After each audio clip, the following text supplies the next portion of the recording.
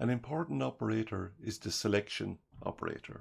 This operator requires 3 operands and uses the question mark and colon as part of the operator. It looks like this. Here's an example. This expression uses the selection operator. The basic idea with this operator is that the result of this expression is either A or B depending on C. The way in which it's evaluated is that C will determine the result of the expression. You can think of it this way: if C is true, the result of the expression is the value of A. If C is false, the result of the expression is the value of B. So what do we mean by C being true or false? What actually happens is the following. The first operand, which is C in our example, is reduced to a single bit. And the way in which this is done is that the bits of C are ORed together. So what's happening implicitly is a reduction OR operation on C. So when the selection operator is encountered, the first operand is reduced to a single bit by ORing all the bits together. And we know the result of this can be either 0, 1, or X. If the result is 0, that's interpreted as it falls, and the value B is the result of the entire expression. If the value of C when it's reduced is 1, that's interpreted as a true value. The result of this expression is the value of A. So it's a straightforward selection between A and B depending on whether C is interpreted as true or false. And in the event that the reduction of C yields a value X, the value that's returned by the expression is a combination of A and B. And the way in which A and B is combined is detailed in the manner outlined here. When starting with the selection operator, the consideration of the X case is an unnecessary complication. So for the moment, we'll ignore this scenario. So we'll only think of the situation when C is interpreted as either false or true. So you can think of it simply as an if-else type operation. Just like our shift operators, this is not fully context determined or fully self-determined. It's a bit of both.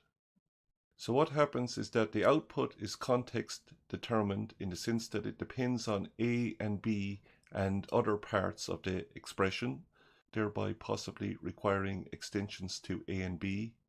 And the C part, which is our first operand, is self-determined. So it does not depend on any other parts of the expression. So whatever the bits are in C, these bits are just ORed together. That's an implicit reduction OR operation, and then that determines whether the output is the value of A or B. Here we look at a question that arises when we have two selection operators adjacent to each other in an expression, such as the example shown here. With our two selection operators in this example, the question is, what is the difference between associating left to right and right to left? Let's take the case where we associate the operators right to left, and using brackets, this is equivalent to what happens in that case. The pseudocode shown here represents the equivalent functionality, and you can see that this is a common if-else ladder chain. If A is true, then we assign B to S, else if C is true, we assign D to S, else we assign E to S. On the other hand, if we associate the operators left to right, this is what it looks like, and the equivalent pseudocode for that case is shown here. It turns out that this equivalent functionality is rarely ever wanted. We commonly require the functionality shown for the first case. And that's the reason the selection operator associates right to left, whereas all other operators associate left to right. Here are some example ways in which we can use the selection operator. Let's say we've declared A, B, and out to be 5-bit vectors of type wire, and select is a single bit wire. Using a continuous assignment statement, we can update out as follows. Using the selection operator with operands select, A, and B. So what we have here is the selection operator with its result assigned to out. Select here is a single bit value, A is a 5-bit value, and B is a 5-bit value. Out is also a 5-bit value. And remembering that the selection operator is partly context and partly self-determined, we note that the size of the output will depend on A, B, and out. And in this case, all three have the same size, which is 5, so the output is a 5-bit value. And we don't have any extensions on the operands A and B. Now, in this particular example, select is a single bit. So when we execute the selection operator, the single bit is directly available. We don't need to reduce select to a single bit. It's already a single bit. And this is usually the case that the first operand to the selection operator is a single bit. And that single bit, which can be 0, 1, X, or Z, is interpreted as follows. 0 indicates false, 1 indicates true, X indicates unknown. In the event that the 1-bit value is Z, that's treated also in the same way as an unknown.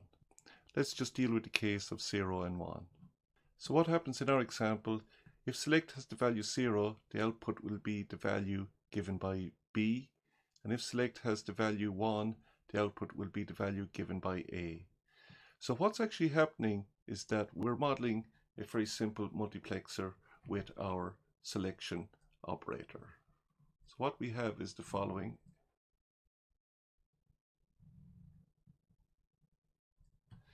A multiplexer, so we'll just call it a MUX, with 2 inputs, so it's a two-way multiplexer.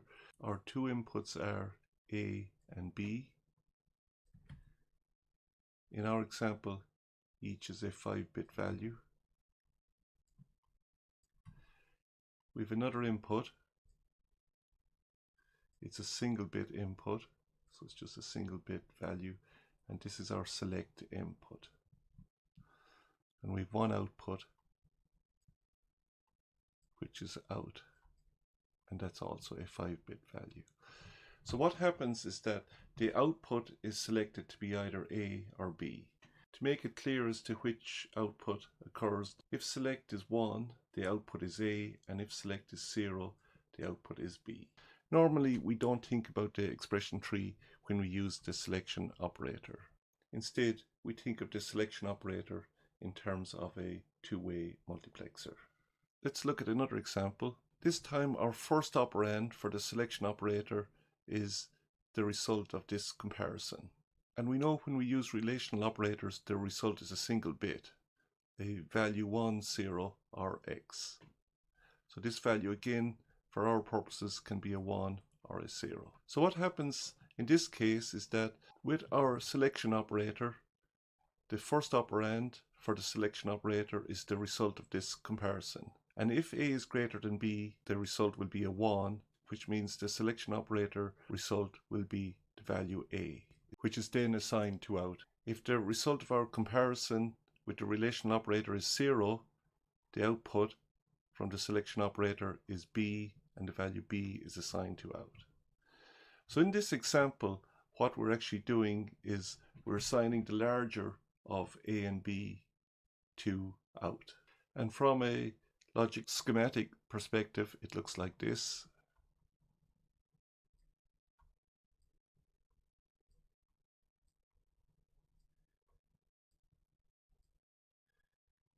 We have our A and B values, a comparison, in this case a greater than operation, and the output is a single bit, which is used to determine whether A or B is provided as the output for our multiplexer. Let's take one final example. This time our selection operator is used in the following way.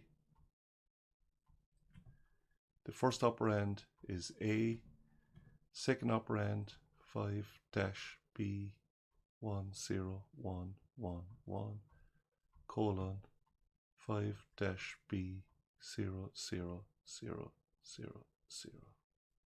So our 3 operands are given by A, this constant, and this constant here. You can still think of this as a multiplexer.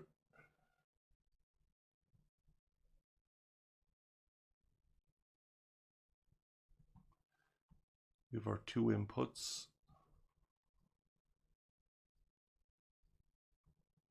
Our two inputs are 5-bit values. The first one, 1, 0, 1, 1, 1, a 5-bit value, and the second one, all zeros. And our selection in this case is determined by A. Now A is actually a 5-bit value itself. We know for the selection operator that the first operand is treated as either true, false or unknown. So in order to obtain a 1-bit value from our 5-bit value, what actually happens implicitly is that the 5 bits of A are ORed together. So the 5 bits go into an OR gate which produces a single bit output. So this step here is implicit in the execution of the selection operator. You do not see explicitly an OR gate anywhere in here, but the first operand is always reduced in this manner to a single bit. So in our previous two examples, we did not see any OR gate, and the reason being is that our first operand was a single bit. There was no need for it. So this just occurs in the case where the first operand is not a single bit and it's reduced to a single bit with an OR operation, and this is our implicit reduction OR that we spoke about earlier. In practice, we normally code Verilog where our first operand to the selection operator is usually a single bit. So we saw that with our earlier examples. Our first operand was select, and in our second example, our first operand was A greater than B. And in both cases, each yield a single bit value. Going back to our example here, what happens is that the output of the multiplexer drives our out signal with either this value or this value, depending on whether A yields a true or false value. So if A contains all zeros, the output will be this value. If any bit of A is 1, the output will be this value.